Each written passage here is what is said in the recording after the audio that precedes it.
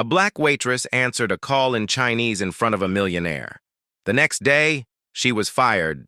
"Excuse me, did you just speak Chinese?" Those were the millionaire's first words, and the entire restaurant turned silent.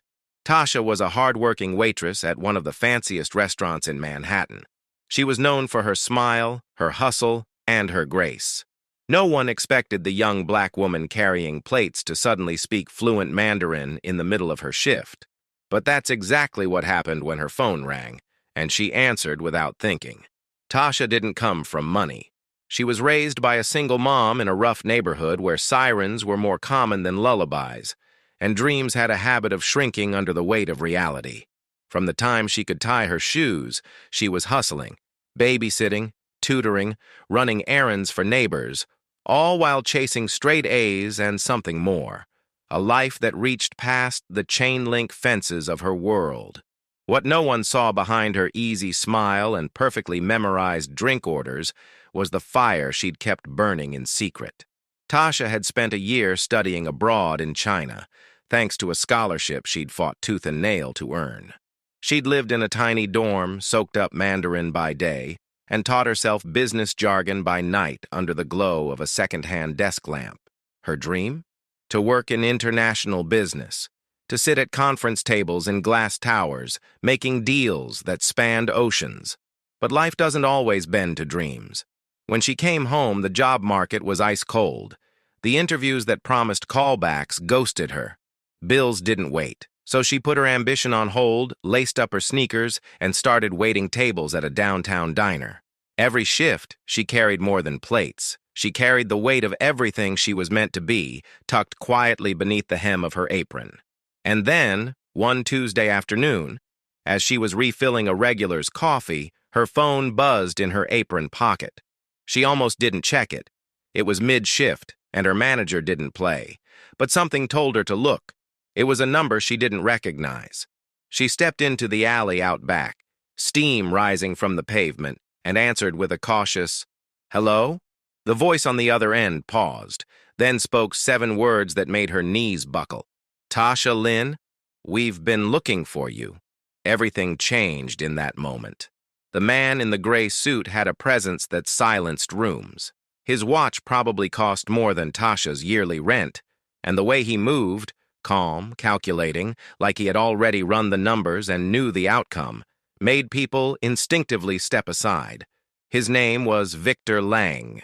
To most, that name meant tech mogul, multilingual prodigy, billionaire investor. To Tasha, in that surreal moment, it meant something far more unbelievable: possibility. She hung up the call, still stunned from what she'd just heard. A confirmation, not a prank. Then Victor waved her over like he'd been waiting. She tucked her notepad in her apron, smoothed her hair, and approached with cautious steps, heart thundering. "You speak Mandarin fluently?" he asked, watching her face for hesitation. "Yes," she answered, unsure if it was okay to meet his gaze. He nodded, clearly impressed. "Impressive," he said with a half-smile that made the hostess drop her pen behind the counter. "Ever thought about working in international business?" Tasha blinked. Was this a test? A prank? Or maybe one of those reality shows where they secretly filmed you and revealed a life-changing twist? Victor handed her a sleek black business card, engraved with silver letters. "Call me. I might have a better job for you than pouring coffee." Whispers ignited like wildfire around the diner.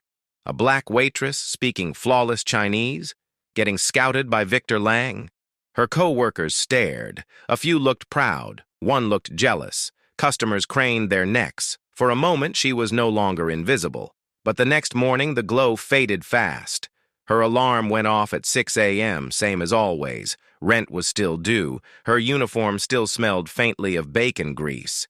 She held Victor's card in her hand like a fragile relic, wondering if she had dreamed the whole thing. Then came the fear. What if it's a setup? What if I'm not good enough? What if he was just being polite? Reality reminded her of every rejection email, every "we'll keep your resume on file," every table she'd bust with a forced smile. But then she looked at that card again, felt the weight of it, and decided she didn't claw her way this far just to flinch now. She dialed the number. "Would you like me to continue what happens after the call?" The customers stared. Her co-workers froze. And the man sitting at table 6, the millionaire in the gray suit, leaned forward, intrigued. The morning after the phone call, Tasha walked into the diner with her usual quiet confidence, trying to ignore the way conversations dropped when she passed. Something in the air had changed. People weren't looking at her, they were looking through her, like she was suddenly an imposter in her own space. She hadn't even tied her apron when Mitch, her manager, called her into the office. "You're fired," he said flatly, not looking up from the desk. Tasha blinked. "What? Why? What did I do?" Mitch slid a sealed envelope across the desk. "Take your check. You're done." Her heart pounded. She wasn't late, never slacked off, never made a scene. She'd been working doubles for months without complaint. But none of that mattered. No reason, no explanation, just a cold shoulder and a closed door.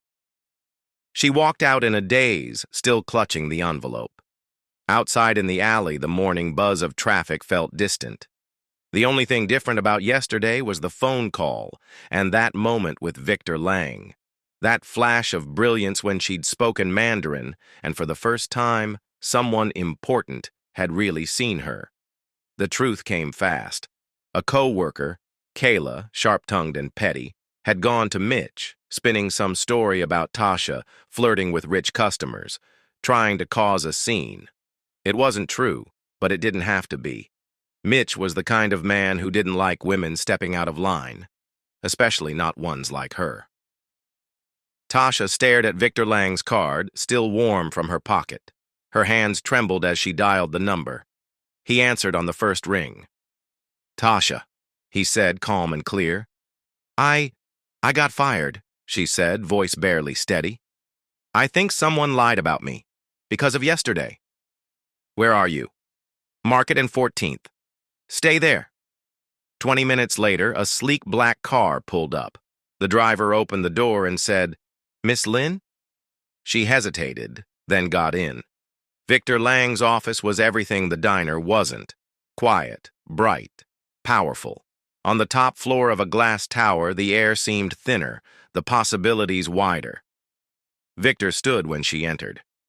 "I heard what happened," he said, "and I'm not surprised." "I didn't do anything wrong," she said quietly. "I know you didn't." He gestured for her to sit.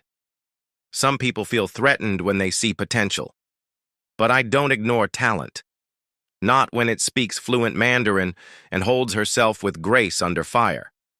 He handed her a folder. "This is an internship with a full salary on our international business team. Mandarin, cross-cultural strategy, everything you told me you loved."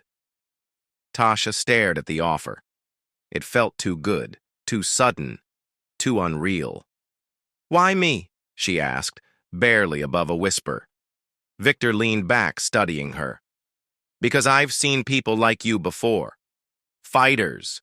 People who weren't handed anything but still show up, still shine. I don't hire resumes. I hire hunger." Tasha blinked hard, afraid her tears might fall before she could blink them away. This wasn't a handout. It was a door, one she'd earned. And this time, she walked through it.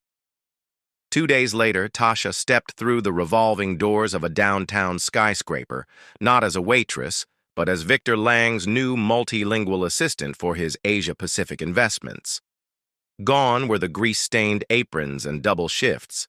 In their place, a tailored blazer, a sleek leather bag, and a confidence she no longer had to shrink to make others comfortable. As fate would have it, Victor held a press event in front of that very diner. Reporters gathered, cameras flashing, curious about the rising young woman by his side. Victor took the mic and gestured toward Tasha. "Sometimes, brilliance walks among us, and we ignore it. Not me. I invest in brilliance." Tasha stood tall, head high, while her former manager, Mitch, stood in the crowd, red-faced, saying nothing.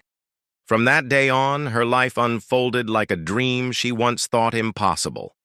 She traveled from Tokyo to Berlin, sat in meetings where deals were spoken in 5 languages, all of which she could speak, and never again downplayed her intelligence to keep the peace. And that restaurant? It shut down 6 months later. Bad management, worse reviews, and a reputation that couldn't survive the storm. Tasha never looked back. Because the truth is, uniforms don't tell you a person's worth. So the next time someone serves your coffee, remember, they might be fluent in 5 languages. They might be carrying dreams bigger than the room, and they just might be the CEO of tomorrow. Today, she speaks 5 languages, closes international deals, and wears her success with pride. That diner? Shut down 6 months later. Bad reviews, worse leadership, and karma served hot. So next time you're tempted to judge someone by the uniform they wear, remember, you might just be talking down to the CEO of tomorrow. If this inspired you, hit like, share it with someone chasing their dream, and don't forget to subscribe for more stories.